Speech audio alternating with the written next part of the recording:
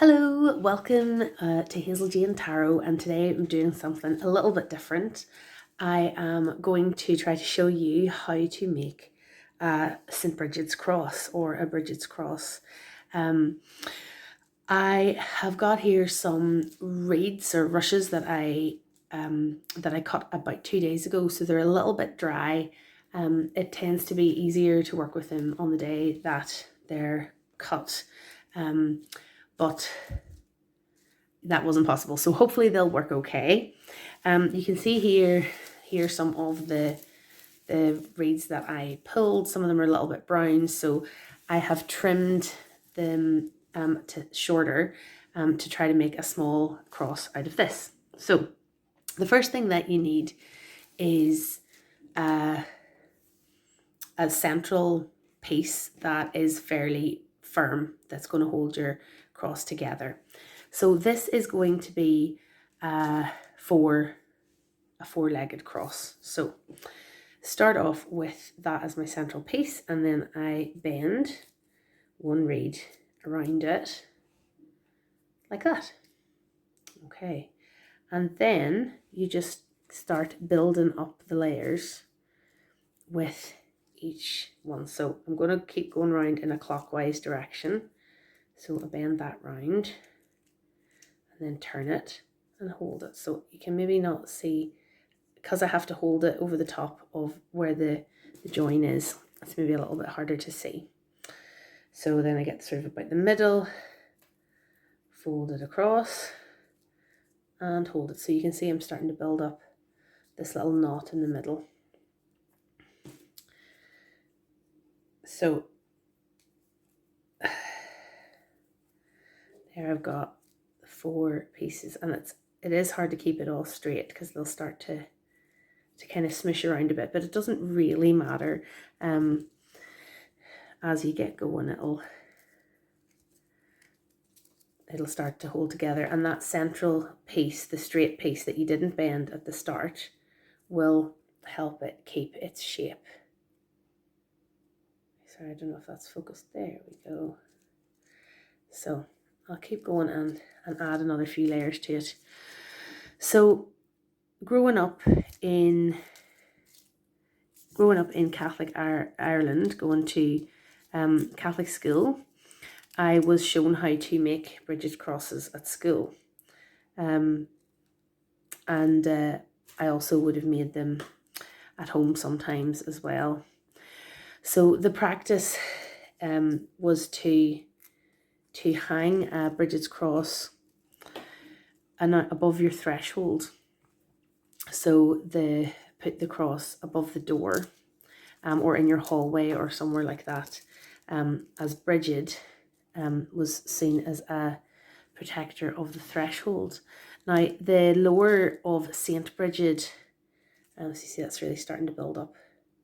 The lore of Saint Brigid and the goddess Brigid are both interesting within themselves, and there's kind of a bit of a crossover between them.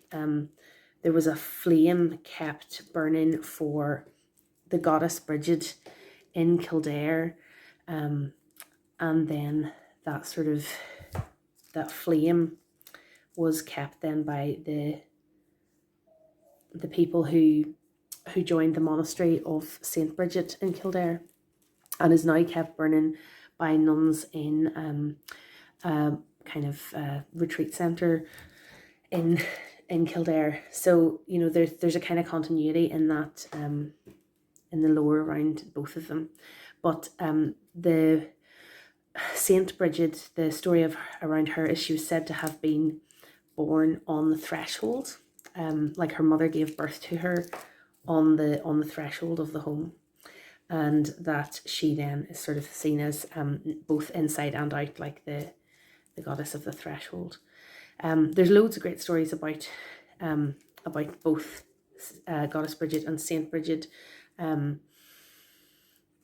but this is starting to come together. I'm probably not going to put too much more onto this because it'll start to get a bit bulky and hard to tie off at the end. So let's see, maybe put one more on.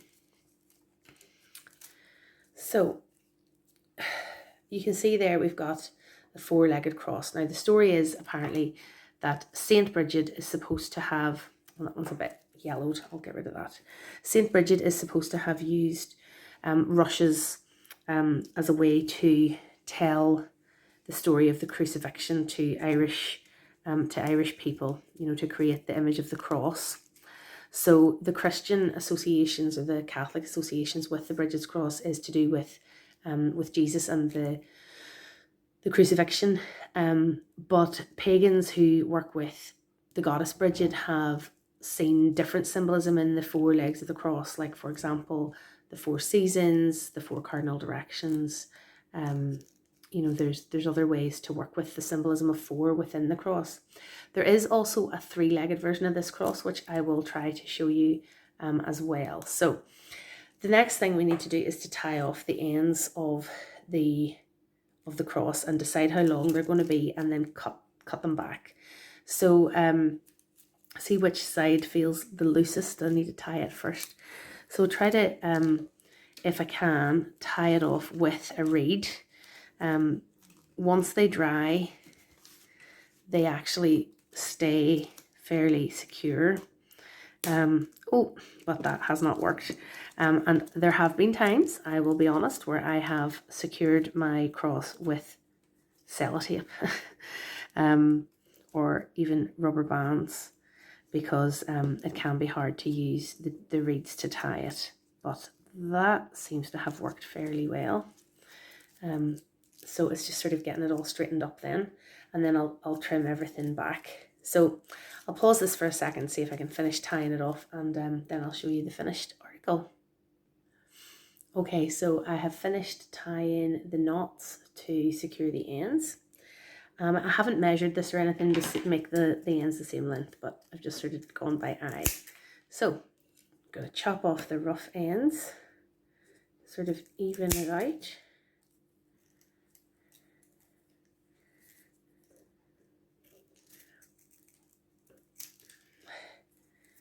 And then I'll cut off the ends of the little ties, and that'll give me a neat finish. Now,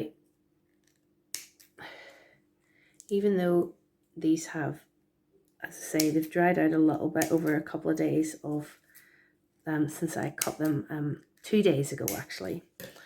These rushes are still lovely and green. You can see they have a really nice dark green colour. Through the course of the year, my experience is with having something like this on a wall or sitting up somewhere above a picture or on a hook, or sometimes you can even use like a bit of blue tack or something like that to stick them up. If you're not touching it or playing around with it, they don't fall apart. They hold their shape really well over the course of the year. And then the tradition is to take it down, the old one, and replace it. And I think ideally I would like to take the old one down and burn it on the eve of Imbolc, so on the 31st of January, to take it down and burn it that night, and then replace it with the new one that I would create then on the 1st or around that time. But it's not always possible to burn. Not everybody's able to have a bonfire. So one of the other things, or a fire in their home, so one of the other things I do with it is to take it apart and go back to the place where I cut the rushes the previous year and just scatter the cut rushes in the grasses, because it's just the grass. There's nothing else on it. So just to return them to the earth where I took them from in the first place is another nice way to dispose of the old cross. So that is a completed Brigid's cross, and I'm now going to I'm going to maybe make a separate video. I'll try to edit all this together. I took a little bit of footage when I was out gathering rushes, which I'll maybe try to put in now, and then show you how to make a three-legged cross. So here we are out for a walk, trying to find some rushes to make Brigid's cross with. We're next to a stream, if you can see it through the bushes there, and quite near a road that you can probably hear in the distance. There's not as many rushes here as last year. I don't know if it's been cut back or it's very overgrown with brambles. So I'll see what I can find. There's some rushes there, so I'll see if I can get a few. So you can see here there are rushes growing, but they're kind of horizontal rather than growing straight up because all these brambles are growing over the top of them. So obviously I'm being very careful to only take some, not all of what I can find, and I'm not pulling them up by the roots, I'm cutting them because I want to make sure there's still some plants here next year as well. So yeah, we're getting a bit caught on the brambles trying to get some rushes, but hopefully we'll get enough to make one cross. Okay, so now we're going to try to make a three-legged cross. So you can see here, this is one I made last year.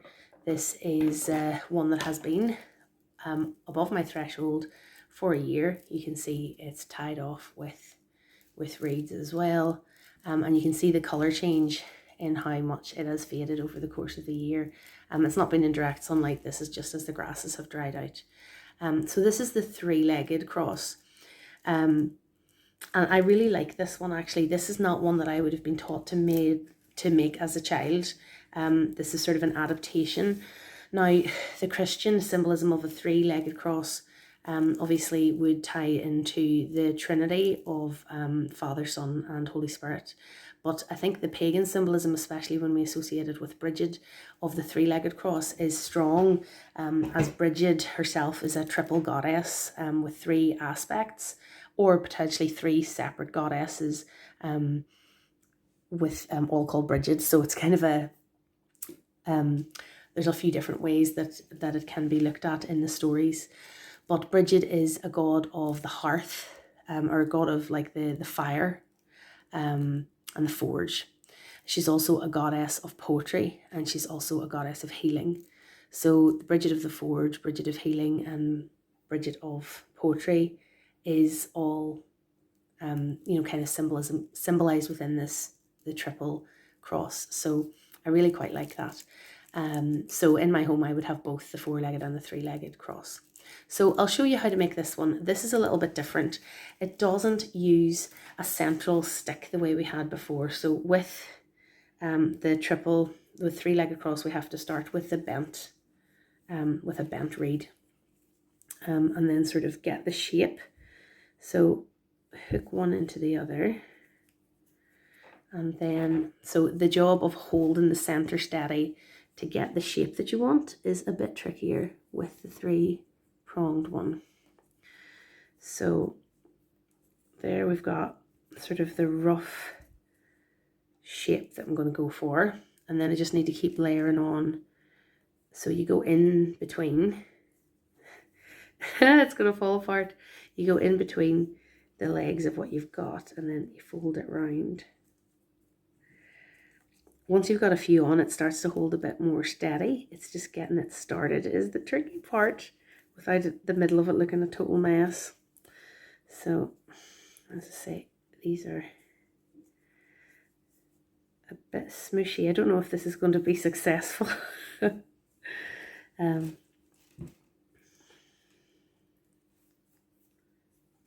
Yeah, this isn't working. I'm going to have to start again. Let's see. So we cross over and we cross through 3 pieces to get it started. That one's too short, isn't it? That's too short. Ooh, 1, 2, 3. Okay, so that's my start. And then they need to go over, not inside, to hold the shape together. That's where I was going wrong, I think.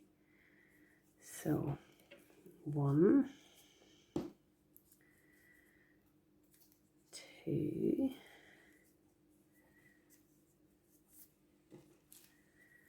3. And that is starting to shape up a bit better. There we go. So they have to, I'd forgotten how to make it myself there. So that's starting to make the triangle you can see in the middle. So we'll fold over and turn. And I find it easier if I'm always folding the reed towards myself. then I can sort of hold the shape a bit better. And then just keep turning it round and rotating and folding the reeds over towards myself. This is coming together now.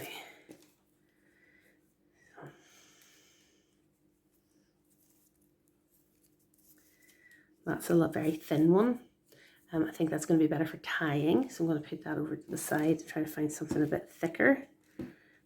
Here we go.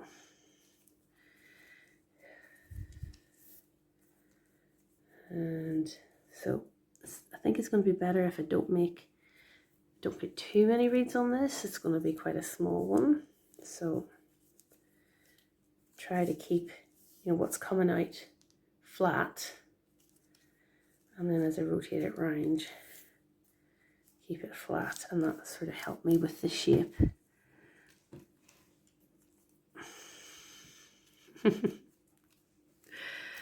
No pressure, just trying to do this on camera.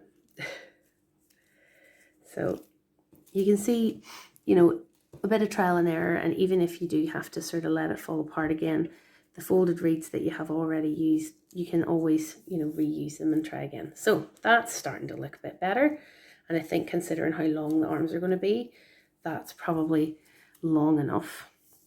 So this is trickier kind of to tie off, because as soon as I let go of it, it's quite, it doesn't have that central rod to hold it together. But I'll see how I can get on. I see, oh, starting to fall apart. So what I need to do is tie off the last, yeah, that's moved.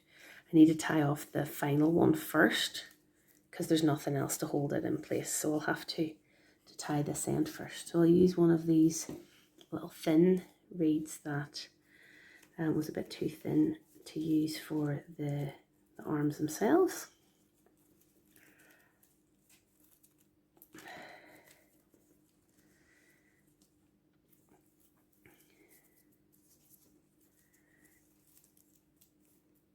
Okay, so it's still looking a bit loose, but hopefully as I tie the other arms, it'll start to tighten up, and you can pull them through the knot to sort of tighten it up a little bit.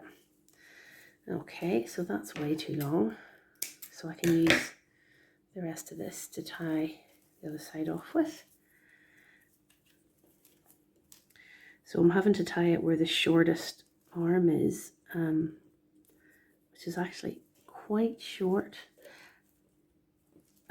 So the rushes are all different length once I've trimmed the brown bits off them. Now, of course, if you don't live somewhere where rushes grow, you can use something else to make a Brigid's cross. Like you could use some sort of craft straws, or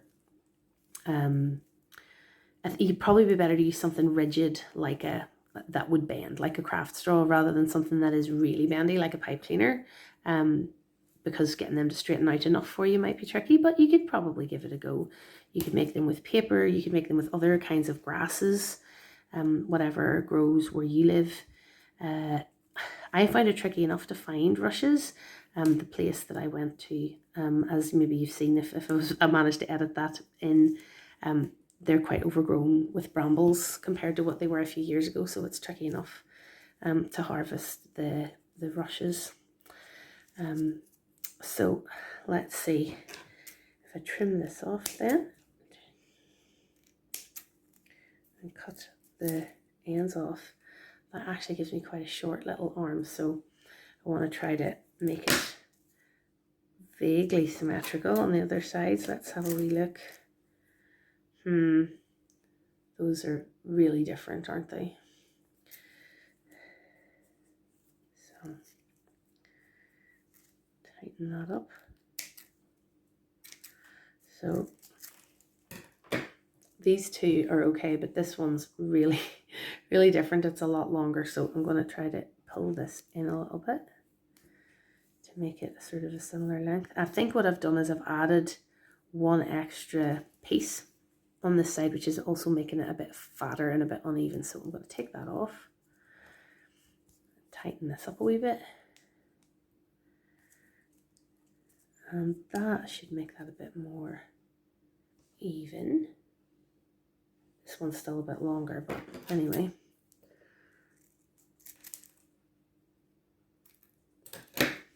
Okay, so that's not too bad then. So we've got a little mini, so it's a bit smaller than the one I made last year,